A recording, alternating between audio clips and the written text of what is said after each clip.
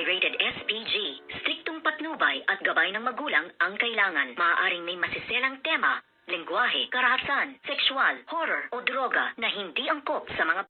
Good morning and welcome sa aking munting channel. Labis-labis nga ang galit nito ngang si Juana dito kay Ina dahil nga sa nangyaring pagbibigay nito ngang si Lola Aurea ng lahat ng ari-arian niya para nga kay Ina, at dito nga ay nagkasalubong at nakita nga ni Ina ito ngang si Juana kasama ng kanyang kaibigan, at dito ay napagtripan siya at isinubsob nga itong si Ina sa basurahan na halos malupasay at malugmok na ang muka nito ngang si Ina sa basurahan. At talagang grabe ang ginawa nga ni Juana at nabugbog nga ng husto ito ngang si Ina sa ginawa ni Juana kasama ng kanyang kaibigan. Ngunit talagang matapang at malakas ito ngang si Ina, kaya't lumaban nga siya rito, pero hindi pa rin siya umubra dahil nga dalawa ang kanyang kalaban at pinagtulungan siya ng husto.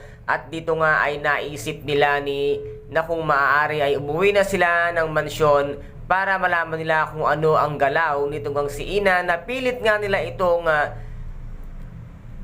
sisirain para nga hindi mapunta kay Ina ang lahat-lahat nga ng yaman ng mga De La Costa. At dito nga ay inihatid na ni Francis itong ngang si Ina sa mansyon ng De La Costa, at kinausap nga ni Lola Aurea itong si Ina at sinabi nga niyang kailangan niya ang tulong nito ngang si Ina. Kaya't dito nga ay mapilitan na kayang pumirma ito ngang si Ina para nga sa kanya na mapunta ang lahat-lahat nga ng yaman ng mga De La Costa, na kung tutuusin ay siya naman talaga ang may karapatan sa yaman ng mga De La Costa. Kaya guys, ito po ang ating pakaabangan kung pipirmahan na nga ba ni Ina ang last will testament nga ni Lola Aurea. Kung nagustuhan po ninyo ang aking videos for today, paki-subscribe na lang po ng aking channel, paki-like and share para maging update kayo sa lahat ng gagawin kong videos.